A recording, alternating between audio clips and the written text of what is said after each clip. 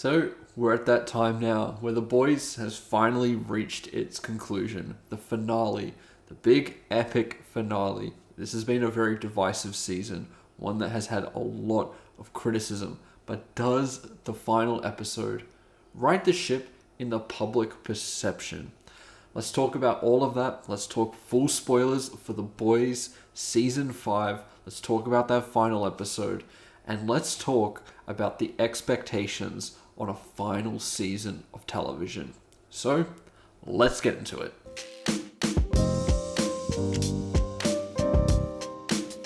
For the most part, I have actually been quietly enjoying this season of The Boys. I'm not the biggest fan of The Boys. I came into it fairly late, but I have enjoyed my time with it. I do think it's a good show that can definitely verge on being great in a lot of instances.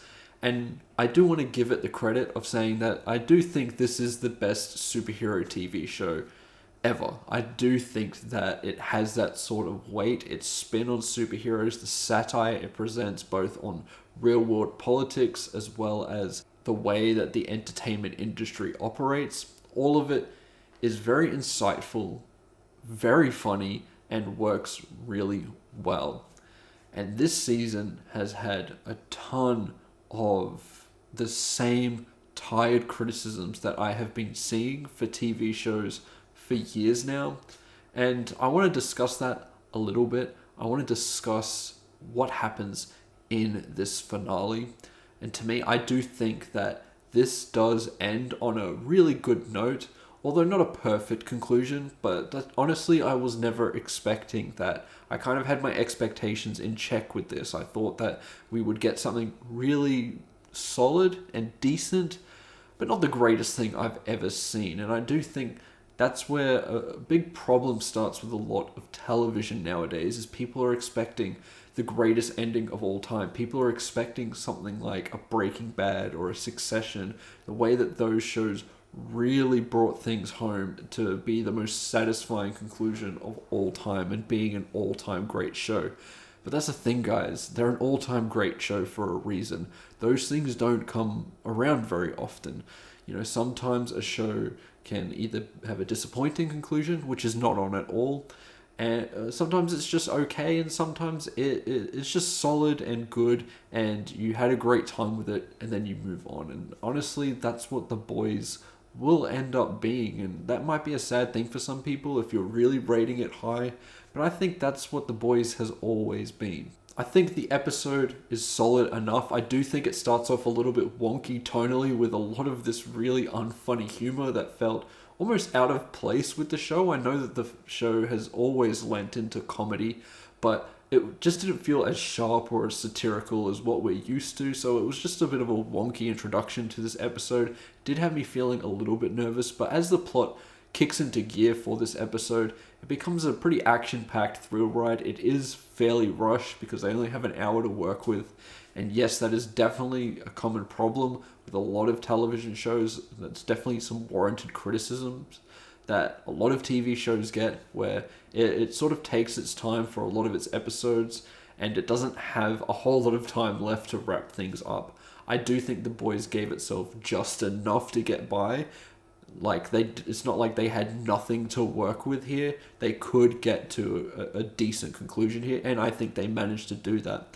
The mission that The Boys are on, basically their final mission of stopping Homelander as he pretty much goes full nuclear here and plans to put everyone under his thumb and respect him as a god, whether they like it or not.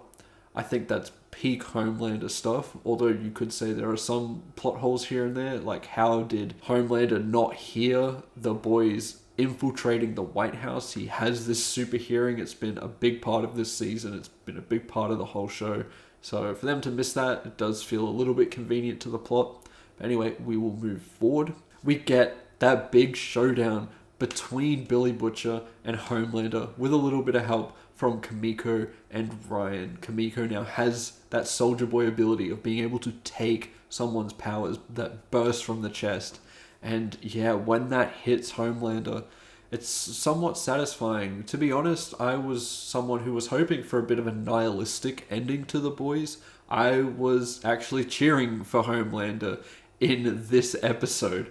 I was cheering for the Deep in this episode because I do think that the way that The Boys has been tonally and how nihilistic it's been about the world, it just felt fitting that this is one where the heroes just don't get over the line. It doesn't lead to a clean conclusion.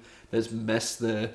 And these characters that have been so flawed, Billy Butcher, who has pretty much stopped at nothing to try and kill Homelander, might not have gone about this the right way, and that leads to the boys' ultimate demise. That was sort of what I was hoping that this would lead into, but no, we do get that happy ending conclusion in a way, with them actually stopping Homelander. I do think it would have been interesting if Homelander was victorious, and how that would look with him being immortal and everyone doing exactly what he wants all the time. I think that unravels a lot of the characteristics of Homelander, because when he's been left with that for a long period of time, who is this person really? He's just this persona. He's just this person with powers. That's everything that he identifies with. He's not human at all underneath. And I think that would get exposed over time with him getting ultimately what I want. And I think that would have been a somewhat bittersweet conclusion for that character. But I do think what they went for here was definitely quite satisfying too. I do love that his powers do get taken away, and it does expose that element of it when it's like, who really is this guy? I mean, when his powers are gone, he's just another guy. He's not special at all. He is exactly like what Soldier Boy describes him as, the wettest, softest boy. And he pleads for his life in the most pathetic fashion possible, and Butcher's not having a bar of it. He is there for the brutal kill and delivers it. It's extremely satisfying, and it works very well here. Butcher getting that revenge he so rightfully deserves, and him being the one to do it, I think, was definitely the right way of going about it. If you're trying to kill Homelander, he had to be the one to do it. And then you also have my boy, the Peak, getting absolutely decimated by Starlight and his fish that have turned against him after everything that he's done. I wanted him to live as well. I mean, I think the Deep is hilarious. I am glad he didn't have some sort of redemption arc though, because he is a very vile character. He is a villain at the end of the day. He never wavers from that. He's the most pathetic loser, and him sticking to his guns all the way through, even if it leads to his demise, I think is doing right by the character. And I do think, once again, we reach a pretty satisfying conclusion for the Deep. And this is one of those episodes of television where it's like, oh great, they've killed Homelander, all the evil is gone. But there's still 25 minutes left in this episode. What is going on? What else could be left? Well, Butcher, he can't let some of his ideologies aside. He wants to get rid of all of the Supes. He thinks they're all the problem, and he wants to go full scorched earth after Ryan decides to leave him and Terra dies. That really impacts him and makes him go on this full quest, and we get one last showdown between Huey and Butcher, two friends that were victorious but now have to come against each other, and Huey ends up killing Butcher. It is sad. It works really well. It has a punch to it, and I think that's a solid conclusion for Butcher's character. He has only been driven by revenge. He's willing to stop at nothing to achieve that. And Huey, being the ultimate force of good in this show, the one person that has always remained hopeful, even if awful things have happened to him, was great and satisfying for the show to have Huey be the one to kill Butcher, even if he didn't want to.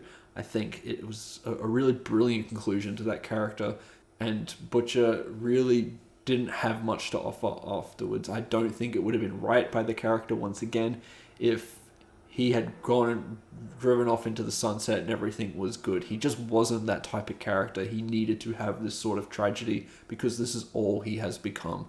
So once again, I do think we reach a pretty satisfying conclusion for this character, and I think overall, this season of television has been solid. There are some things I probably would have touched on a little bit more. I do think Soldier Boy's ending was a little bit unsatisfying. I would have liked to have had a little bit more there, but that's what we're given. Once again, I don't think this is a perfect season of television, but it is good. And I had a great time with The Boys Season 5. I'm going to give this a solid 4 out of 5. I do think it's a great season of television. I think this is a great show that you should definitely check out if you haven't seen. I mean, I've just spoiled it, so you probably have seen it. But yeah, the way that the discourse around this show has been really tiresome, to be honest. I mean, we're nitpicking at every single little thing here, and it's getting really frustrating to see this with every show. Some of it is definitely warranted, for sure. As I said, there are some sort of pacing issues in a lot of TV shows. They aren't perfect, but I think everyone just wants this all-time ending and comes up with all these theories in their head on how you get the all-time great ending. And you just don't think that way with movies or a novel or something like that. It's always TV, and I understand why. It is a long, drawn-out process, a TV show. It's a story that spans years, and The Boys has done that, and it's one that has drawn quite a passionate fandom, and I agree with that. But come on, guys, when this thing was progressing, I understand you not enjoying this season of television, but comparing this to Game of Thrones Season 8, it's like, we always do this. Whenever there's a final season of television, there's always some person that goes, oh, this is like Game of Thrones Season 8 because it's so bad. You clearly don't remember what Game of Thrones Season 8 was like. Game of Thrones was up here. It was the shit. It was the thing that everyone was tuned into every single week. Everyone was talking about it. It was the best show on television.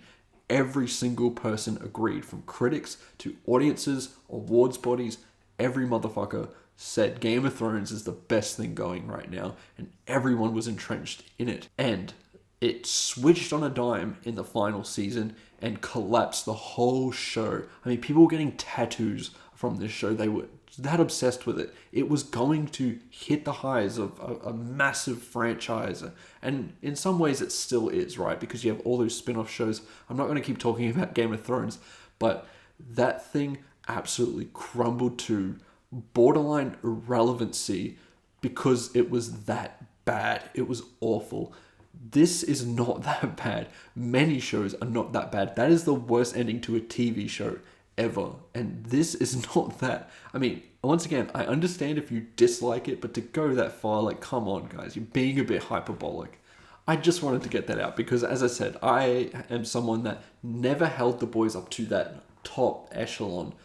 But regardless, I have enjoyed my time with this entire season. If I'm being honest with you, I enjoyed pretty much every episode. Some of them weren't the greatest thing of all time. Some of them were just fine or okay. But I was still entertained. I was still fascinated with what was going to happen. And I was there for the finale, like a whole lot of you are.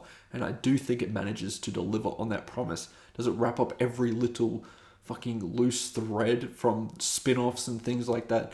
No. But this is The Boys. This is the main show. And I'm someone, honestly, I didn't watch Gen V. I don't care about spin-offs like that. And so I just wanted to see The Boys wrap up. And that's what this did. And I think if you were going in expecting this to go, check all these boxes, that's not how a story really unfolds. It doesn't make a list and go, okay, this needs the greatest conclusion ever. Some things can be wrapped up really quickly within a line of dialogue, and it can be effective too. This doesn't always do that. I'm not saying this does, but there are some things here that don't need extended periods of time to take up. And I don't think this actually wastes a whole lot of time. There are some jokes and things like that, some corniness here and there, but that's part of the identity of the show. And as I said, it did have enough to wrap up in a pretty satisfying way. It doesn't hit that all-time status, but it never was going to. And at the end of the day, I had a great time with The Boys, and I think it's a great show. And I do still think it is the best show about superheroes, and just what a ride it has been. Those are my thoughts towards The Boys Season 5. If you've seen this season, you probably have, because this is a full spoiler discussion, and I hope you have. I'd rather you would go into this blind. But anyway, guys, if you've seen it, let me know what you guys think about it in the comments below. Am I being too overblown about, my sort of response to the discourse? I'd like to hear your guys' thoughts below. Remember to like and subscribe, and I'll see you in the next one. Goodbye.